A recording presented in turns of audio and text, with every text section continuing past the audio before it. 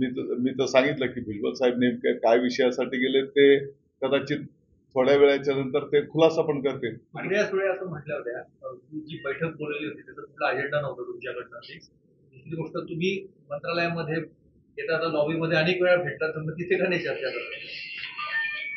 बघा, मंत्रालयामध्ये विधान भवनामध्ये काही मर्यादित लोकांना विधान भवनात आता मर्यादित लोकांना प्रवेश असतो. ही बैठक सह्याद्रीवर आणि ही पहिल्यांदाच नाही, यापूर्वी पण अशी बैठक संपन्न झाली ना. मला वाटतं की मी पण त्या बैठकीला होतो तेव्हा माननीय शरद पवार साहेब पण आलेले होते आणि त्यांनी मार्गदर्शन पण केलेलं होतं. काही जे ज्येष्ठ नेते आहेत त्यांचं सन्मान ठेवून शासकीय सह्याद्री हे जे काही विश्रामगृह आहे तर त्या ठिकाणी ती बैठक बोलवली होती.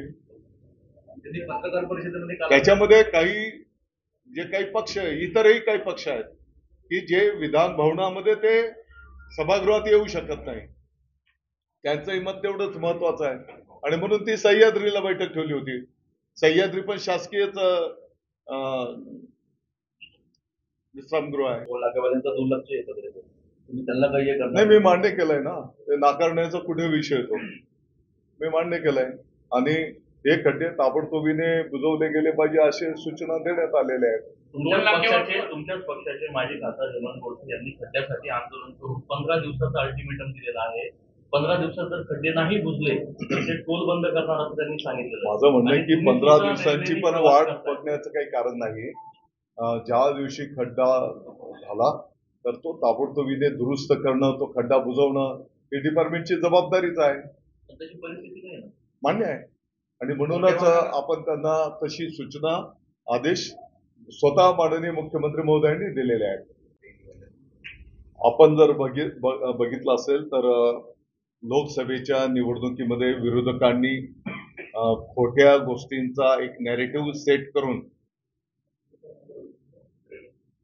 घटना बदलली जाईल, संविधान बदलून टाकतील अशा पद्धतीने खोट्या अफवा पसरवल्या. त्याच पद्धतीने काही लोकांना तुमचं आरक्षण काढून घेतलं जाईल, तुम्हाला सवलतींचा जो लाभ मिळतो तो मिळणार नाही. त्याच्यासोबतच काही समाजाला कदाचित तुम्हाला भारतात राहायला मिळणार नाही अशा पद्धतीच्या खोट्या अफवा त्या ठिकाणी पसरवल्या गेल्या.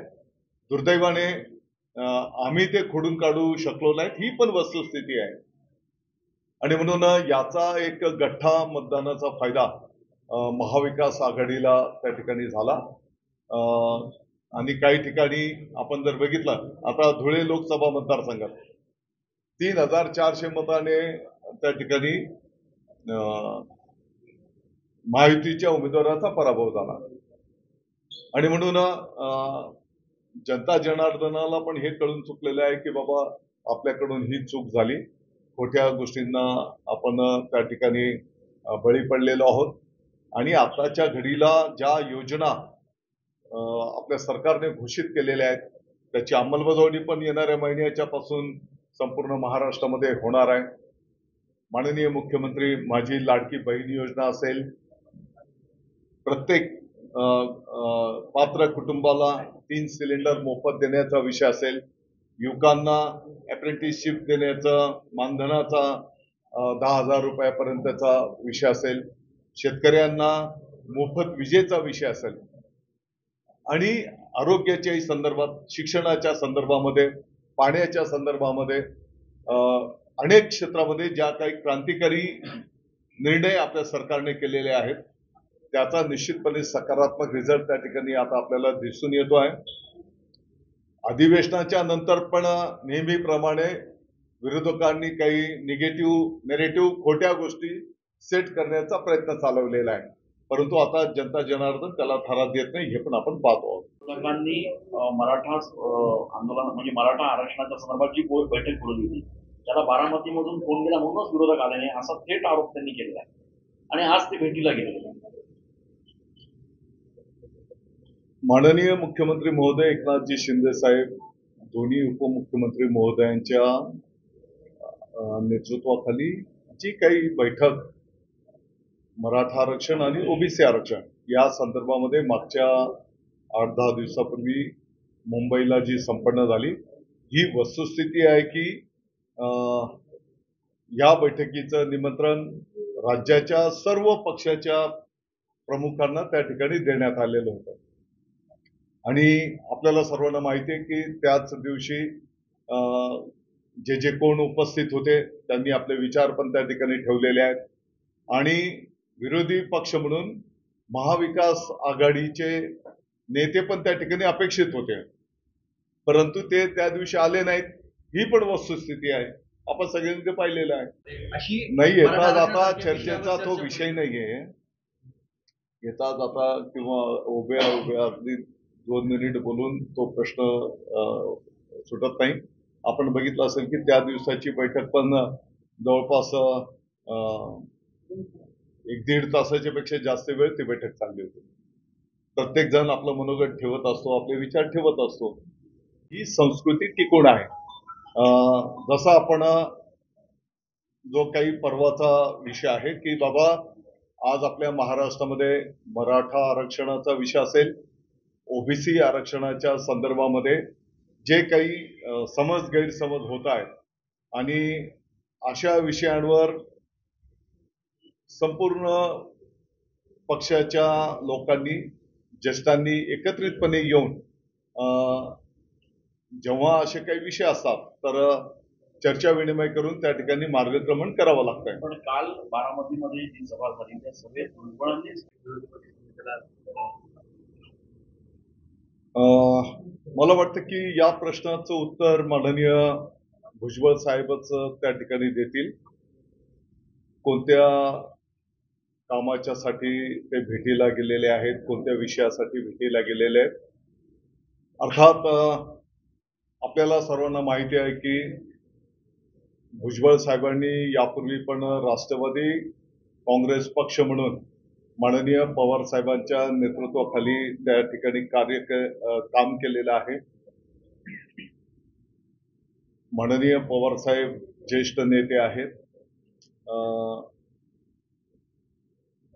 आता भुजबळ साहेबच सांगतील की कोणत्या कामाच्यासाठी किंवा कोणत्या विषयासाठी पवार साहेबांच्या भेटीला ते गेलेले आहेत.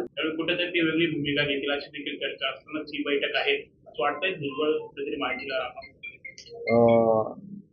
मला वाटतं की या प्रश्नांचं उत्तर माननीय भुजबळ साहेबच त्या ठिकाणी देऊ शकतील. व्यक्तिगत पातळीवर माझ्या लेवलला जर विचाराल तर मला असं काही वाटत नाही.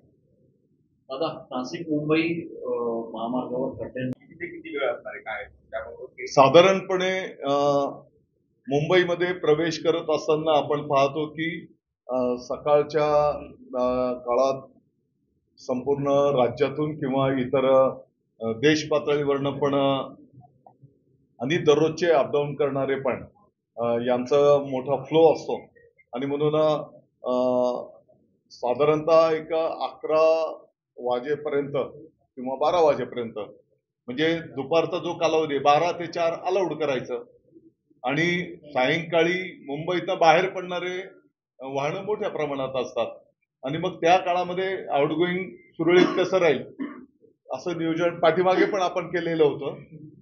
त्याच पद्धतीने आणि रात्रीचा काही कालावधी म्हणजे दुपारचा काही कालावधी आणि रात्रीचा काही कालावधी जड वाहनांना मुंबई प्रवेशामध्ये आपण त्या ठिकाणी देतो. समृद्धीचा चौथा टप्पा कधीपर्यंत? गेल्या 2.5 वर्षात 6 जणांचा मृत्यू झालाय, वेळोवेळी अपघात होत आहेत. साधारणपणे पुढच्या आठवड्यामध्ये महापालिकेचं एक आढावा बैठक आपण संपन्न करतो आहोत. त्याच्यामध्ये जे काही प्रमुख विषय आहेत त्याच्यामध्ये सिटी लिंक हा सुद्धा एक विषय आपण घेणार आहोत. आपण बघितलं असेल की मागच्याही 1-1.5 वर्षाच्या कालावधीमध्ये जेव्हा काही नाशिकमध्ये प्रमुख कार्यक्रम उपक्रम असतील तर त्याच काळामध्ये मग सिटी बस बंद करण्यात आली, आंदोलन करण्यात आलंय. अशा प्रकारच्या घटना त्या काळामध्ये तिकडे झालेल्या आहेत आणि म्हणून ही शेवटी नाशिककरांना एक प्रवास दळणवळणाच्या दृष्टिकोनातून महत्वाची सेवा त्या ठिकाणी आहे आणि ती सुरळीत चालू राहिली पाहिजे यासाठीचं नियोजन केलं जाईल. करा लागतोय या संदर्भात आपल्याकडनं काही अधिकाऱ्यांना सूचना किंवा काय? ऑलरेडी या संदर्भामध्ये ठाण्याचे जिल्हाधिकारी महोदयांनी एक बैठक संपन्न केली. त्या बैठकीमध्ये मग नॅशनल हायवेची ऑथॉरिटी असेल, ट्रॅफिक पोलीस असतील, रेग्युलर पोलीस डिपार्टमेंट असेल, या सर्व डिपार्टमेंटशी त्यांनी संवाद साधलेला आहे. मी स्वतःही नॅशनल हायवेशी बोललेलो आहे.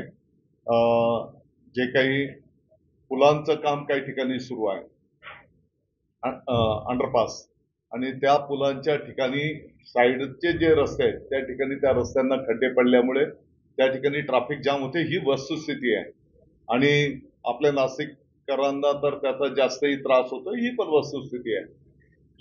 आणि म्हणून ताबडतोबीने डागडुजी करण्याचे आदेश माननीय मुख्यमंत्री महोदयांनी पण त्या ठिकाणी दिलेले आहेत. आणि येणाऱ्या आठवड्यामध्ये परत एकदा मी सर्व यंत्रणांची स्वतः बैठक घेतो आहे. आपण अल्टिमेटम काही त्यांना कामाचा दिलेला आहे पुढच्या दिवसात काही?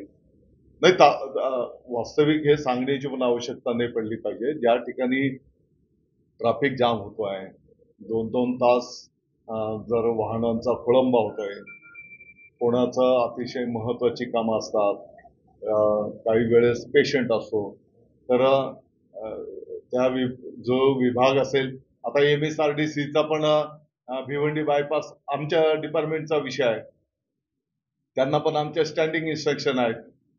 परंतु भिवंडीच्या बाजूला जे काही मोठ्या प्रमाणात गोडाऊन्स आहेत आणि जे काही मोठे ट्रॉलर असतात, त्या ट्रॉलरांमुळे त्या ठिकाणी मोठ्या प्रमाणात ट्रॅफिक जाम होत असते. तो ट्रॉलर जेव्हा त्याला अपोजिट साईडला जायचं असतं आणि जेव्हा तो क्रॉस करतो, तो पाठीमागची पण ट्रॅफिक जाम करतो आणि समोरची पण तो ट्रॅफिक जाम करतो. आणि म्हणून अंडरपासची जी कामं आहेत त्याला पण आम्ही गती देतो आहोत.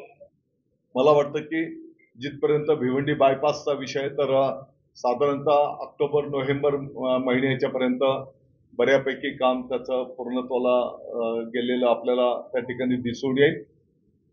आणि ते जे मोठ्या प्रमाणात गोडाऊन्स आहेत त्या गोडाऊन्सवाल्यांना पण ट्रॅफिक जाम होणार नाही याची काळजी घ्यायची सूचना केलेली आहे. आणि अशी ही जी काही जड वाहनं आहेत, या जड वाहनांना एक वेळेचं बंधन घालणं याचाही निर्णय आम्ही त्या ठिकाणी करतो आहोत. पण